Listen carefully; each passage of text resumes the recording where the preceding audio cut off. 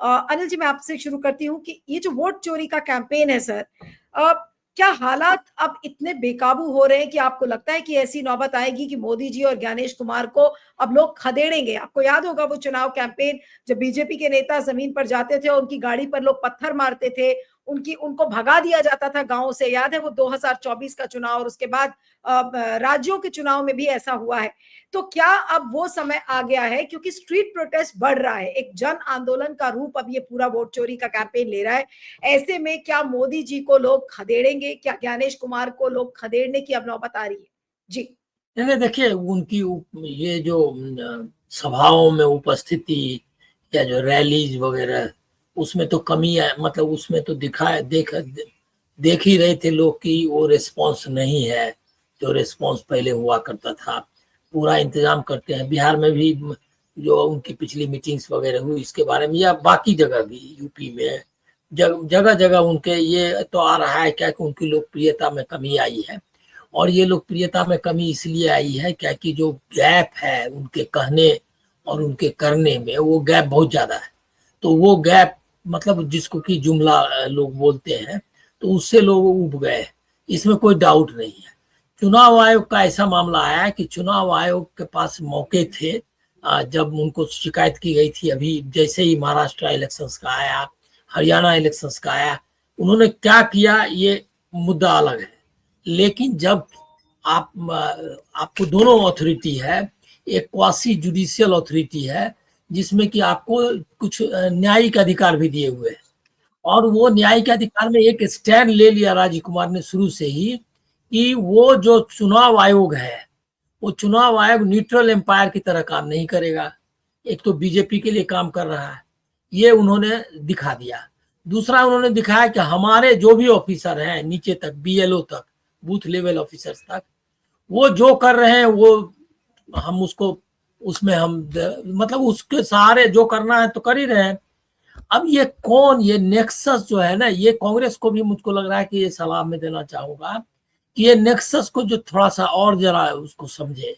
ये नेक्सस को की शुरुआत हुई बूथ पदना प्रमुख और ये क्या कहते हैं बूथ लेवल मैनेजमेंट का ये जो नारा दिया था अमित शाह ने, आपको याद होगा 2019 के पहले के इलेक्शंस में, 2014 से ही चालू हो गया था।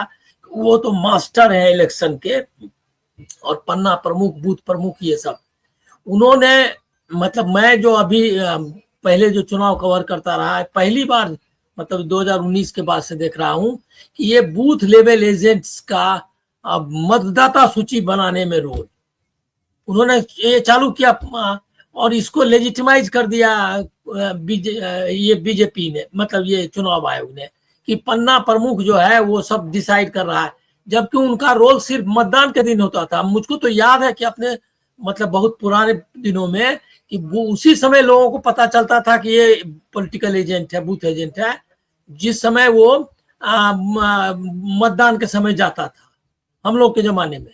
अब धीरे धीरे हो गया क्या कि उसको ये कह रहा है कि उसकी बहाली भी होने लगी बहुत पहले। तो ये सब प्रक्रिया बदल करके, और इसमें निश्चित तौर पर बीजेपी ने जो लोकल लेवल, अभी क्या है बिहार के जो आंकड़े देखेंगे आप, जो इलेक्शन कमीशन ने दिया है कि 53,000 1,60,000 टोटल बूथ लेवल एजेंट्स बहाल हुए हैं। उसमें से 53,000 सिर्फ बीजेपी के हैं। बीजेपी वहां नंबर 3 मतलब नंबर 2 पार्टी है, और बहुत लंबे समय तक बहुत नीचे थी।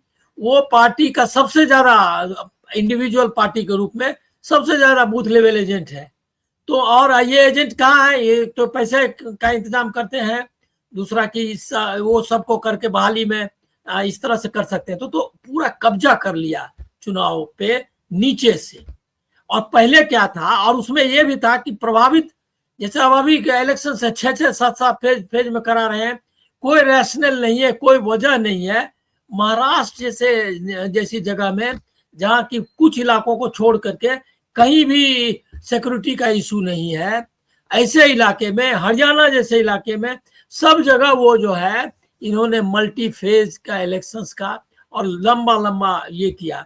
एक तो कैंपेन के लिए मौका देते हैं, दूसरा कि वही आदमी, ये जो आरोप है राहुल गांधी का और बाकी लोगों का कि इनका जत्था यहाँ से वहां जाकर के वोट करता है, ये कई जगह रहते हैं। अब बंगाल का देखिए, मैं ये समझता हूँ कि कुछ लोग मान लिया IT सेक्टर में काम कर रहे हैं, कुछ यहाँ कर रहे हैं, वो यहाँ से वहाँ अगर दर्ज हो गए तो नहीं नाम कटवाया तो एक बात है, लेकिन बल्क संख्या में यही वोटर्स उधर भी दिख रहा है, ये इधर दिख रहा है, और उसके किसी का घर नहीं है। 40-40 हजार वोटर्स जो है इस तरह के वोटर्स हैं।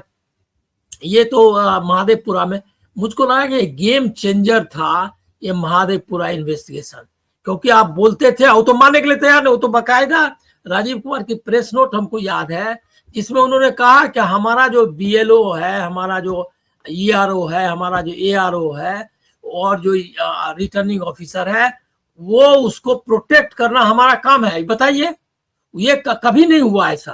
तो वो एक्शन लेते थे अगर गलती हुई, और उनके खिलाफ अगर शिकायत आई तो तुरंत उनको क्या कहते हैं ये करते थे, मतलब टास्क पर लेते थे। लेकिन उन्होंने ये चुनाव पूरी तरह बदल गया। ये जो ऑटोक्रेटिक चुनाव आयोग है, जो राजीव कुमार को विरासत में मिली, और उन्होंने ली भी, वो तो पहले से है, तो वो ली, और वो विरासत जो है उसको आगे बढ़ाया। ज्ञानेश कुमार का नाम जो है दर्ज हो जाएगा इतिहास में, कि इतना जो क्या कहते हैं आरोप ये मतलब इतना अविश्वसनीय है, और इस तरह का चुनाव आयोग कभी नहीं था। ये उसकी सदारत करने का उनको लग जाएगा। ये काम क्या हुआ कि अगर ये लोग पहले से, हम लोग, आपको याद होगा कि हम लोग चैनल्स पर ये बात बोलते थे कि आप सिर्फ जो है अर्जी देते रहो सुप्रीम कोर्ट में, मुकदमा करते रहो, और चुनाव आयोग को अर्जी देते रहो, इससे काम नहीं चलेगा, रोड पर आना होगा, रोड पर आना होगा, हम लोग बोलते थे। हम लोगों को लगता था कि ये नहीं कर पाएंगे, लेकिन कांग्रेस ने और राहुल गांधी ने ये दिखाई, मतलब हिम्मत दिखाई, इसका जज्बा दिखाया, और अल्टीमेटली आ गए। अब पहली बार है, देखिए, इंडिया गठबंधन बनने के बाद पहली बार है तो इंडिया गठबंधन अपने से ज्यादा यूनाइटेड है। मतलब जितनी उनकी संख्या है, मतलब जितने दल हैं, उससे ज्यादा उनको सपोर्ट मिल रहा है। जैसे कि आम आदमी पार्टी है, वो कभी इधर है कभी उधर जाती रही है, वो भी उनके साथ आ गई। तो ये जो इंडिया गठबंधन का एक तो यूनिटी इसने ला दी, पॉलिटिकल यूनिटी, दूसरा है कि डिस्क्रेडिट कर दिया पूरा रेजिम को, मोदी सरकार को, कि भाई वोट चोरी करके आए। ये बात नीचे तक जा रही है। ये खदेड़ने की बात का तो मैं समर्थन नहीं करूंगा, क्योंकि लोकतंत्र का मामला है, आपको ये करना होगा, मतलब वोट से आपको हराना होगा। हम लोग अभी तक तो यही मानते आए हैं। लेकिन आप खदेड़ने का अगर अहिंसक अर्थ अगर आप लेंगी तो निश्चित तौर पर अब जो है, जो इनकी रैलीज होगी, अब देख रहे हैं ना कि इवन गोदी मीडिया जो है उसमें क्रैक्स दिख रहा है। उसका रिपोर्टर्स इसके ये कर रहा है, मतलब कवर करने लगा है। ये कवरेज नहीं था, कल तक नहीं था, मतलब 2-4 दिन पहले तक, लेकिन अब उनको कर रहा है कि रैली इतनी जबरदस्त हो रही है। लोकल चैनल्स तो काफी कर रहे हैं, लोकल चैनल्स, लोकल अखबार, क्योंकि इसके पीछे वजह यह है कि इसको व्यापक जन समर्थन है, और जन समर्थन को आप इग्नोर नहीं कर सकते। तो इसका नतीजा ये होने वाला है कि इन जो बिहार में जो इलेक्शन का कैंपेन है, एक तो हो गया क्या कि चुनाव आयोग ने ये दिखा दिया, जो उनकी प्रेस कॉन्फ्रेंस है और ये जो रिलीजेज आ रहे हैं या जो घोषणाएं आ रही हैं, उससे कि वो बदलने के मूड में नहीं है।